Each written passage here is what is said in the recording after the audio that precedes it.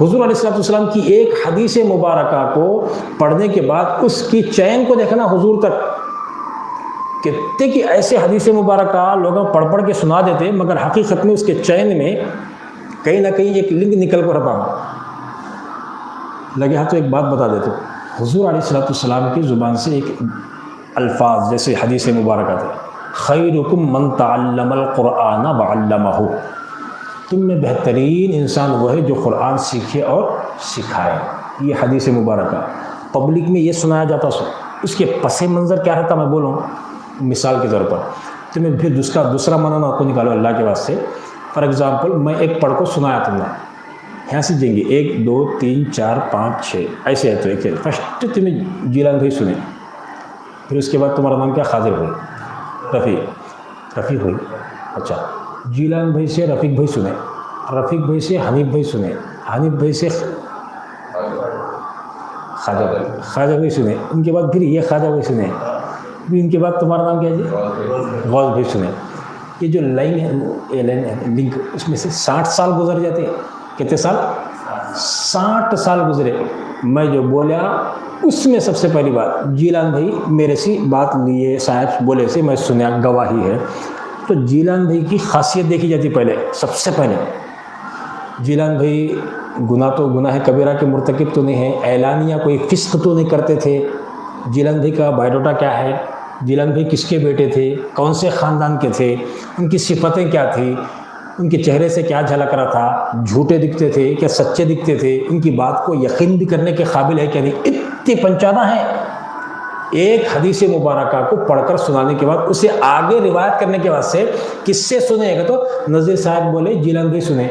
नज़ीर साहब की उम्र कितनी थी, जीलान भाई की उम्र कितनी थी, नज़ीर साहब की डिग्री कितनी थी, जीलान भाई क्या पोजीशन पर थे, सुन को सुनाने की पोजीशन पर थे, समझ को सुनाने की पोजीशन में थे, बहुत बड़ी महसे सुन लिए। फिर उसके बाद नज़ीर साहब का ज़माना एक ही ज़माना, जीलान भाई का ज़माना एक ही, क्या हाँ एक ही, इनका कौन सा गाँव, उनका कौन सा गाँव। देखो वकील साहब पूछे सर कब आए कोर्ट में, कितने सवाल होने, नहीं इनका भी आधुनिक, इनका कौन सा मोहल्ला, इनका खाजीपुरा, इनका बेर का मोहल्ला। अब उन्हें मिलते कैसा थे, देखो कैसी बात, नहीं आइतार के रोज़ मुर्तज़ा खादी दरगाह में बयान होता था, उसमें नज़ीर साहब भी जीलान भाई मिलते थे।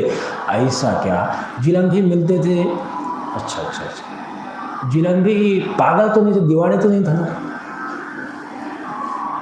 जीलान भाई पागल थे क्या होशियार थे, नहीं साहब अच्छे थे उन्होंने, कभी कभार ऐसा बोल देते इज्जत नहीं, उनकी वैल्यू नहीं है बात की, वो क्योंकि वो तो रहते वो दीवाने बातें करने वाले की बात आगे नहीं पहुंचाना है।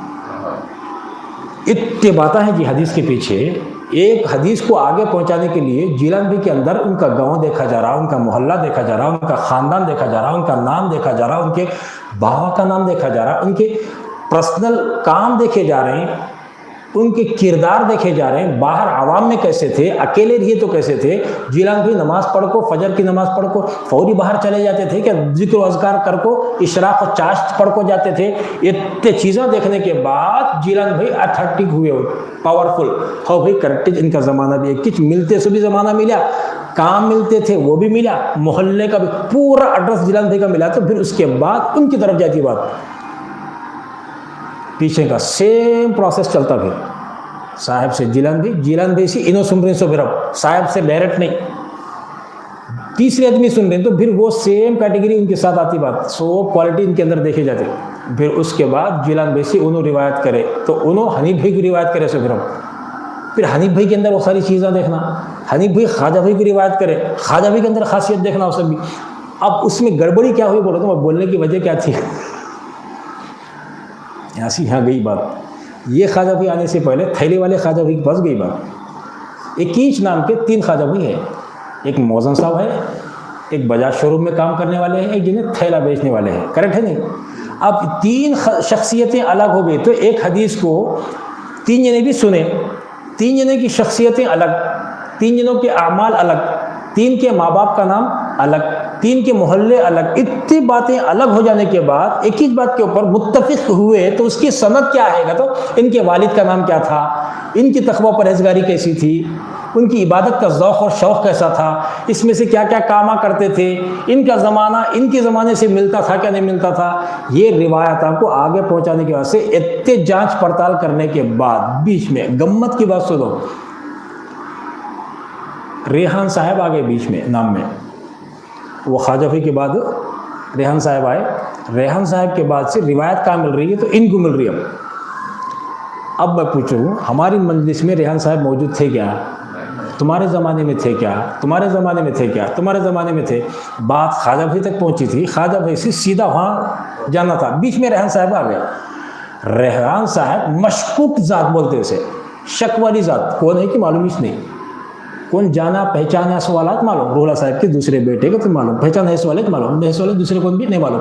हदीस की दुनिया में इसे क्या बोलते हैं? रिजालुल अस्माए रिजाल बोलते हैं। इसे क्या बोलते हैं? अस्माए रिजाल।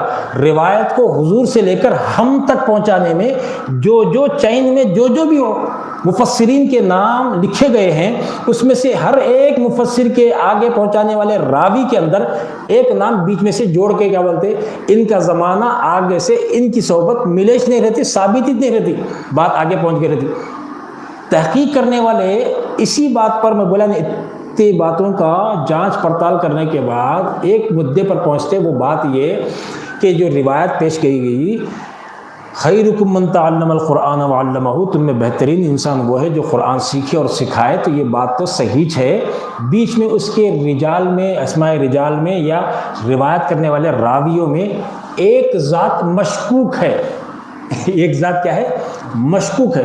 वो कई को हुई ये एक बोले तो बीच में चैन बराबर, सिलसिला बराबर नहीं है। ख्वाजा भाई और इनका नाम क्या बोले? गौस भाई। ख्वाजा भाई और गौस भाई के दरमियान में जो नाम रेहान साहब का लाया जा रहा, ये रेहान साहब की मंजलिस भी ख्वाजा भाई से नहीं मिल रही, उनका ज़माना भी ख्वाजा भाई से नहीं मिल रहा, उनका किरदार भी ख्वाजा भाई के ज़माने, उनकी मंजलिस उठना बैठना भी उनके ज़माने का नहीं है। इन्हों 1440-50 में इंतकाल हुए, उन्होंने 1450 में पैदा हुए रेहान साहब। 25 साल का गैप है यहाँ। ये 25 साल के गैप में वहाँ से ख्वाजा भाई से रेहान साहब तक पहुँचने के वास्ते 25 साल कहाँ का फिर कोई वो बात, उसकी जांच पड़ताल करे तो क्या भी नहीं रहता। उसके ऐसे क्या करते?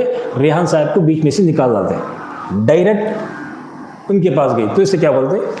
अस्माए रिजाल में सनद याफ्ता आलिम